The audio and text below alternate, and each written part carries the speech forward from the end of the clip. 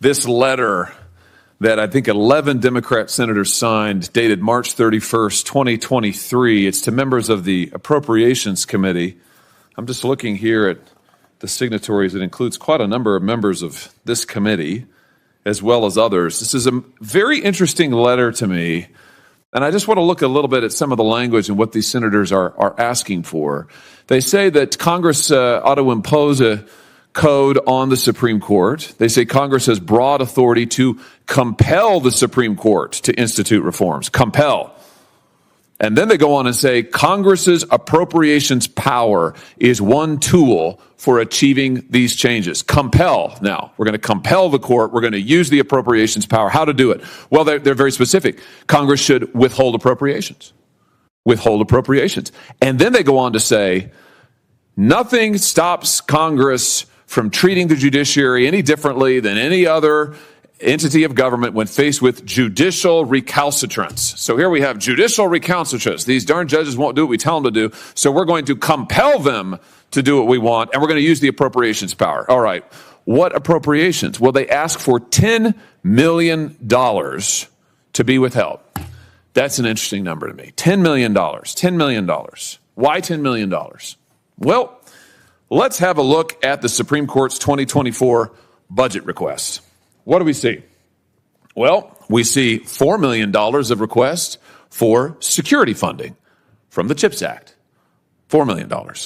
Then we see an additional $6 million of more security funding that the court is asking for. This is their 2024 budget request. The Supreme Court is asking for $4 million in security funding from one source and another $6 million over and above. 4 plus 6 equals 10.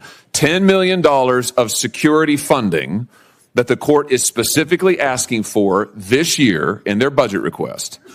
And that just happens to be, magically, the exact same number that my Democrat colleagues want to deny the Supreme Court unless they stop their judicial recalcitrance and submit to the compulsion of this body. So, in other words, the threat is we will deny you security unless you do what we want. Let me say it again.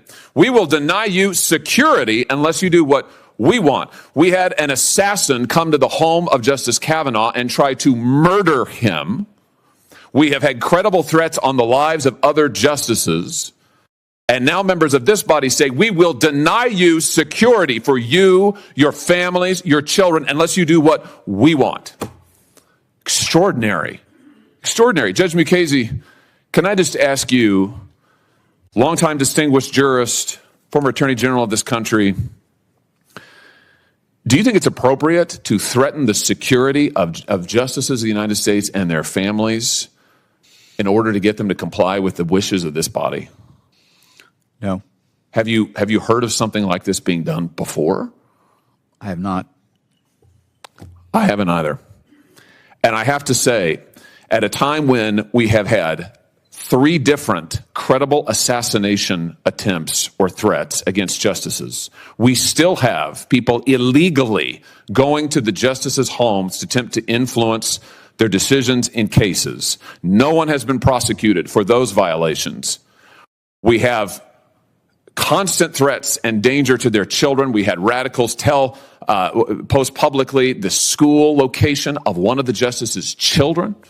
And in that context, to say that we will deny them millions of dollars in security funding unless they do what this body wants, I think is the height of irresponsibility.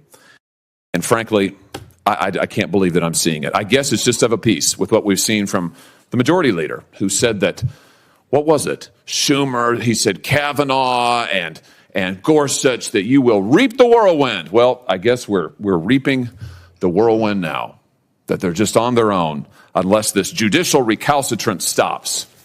I hope that we don't have to see another assassination attempt. I hope we don't have to have a justice actually killed before this body will take judicial security seriously and stop its attempts to coerce an independent branch of government. Thank you, Mr. Chairman.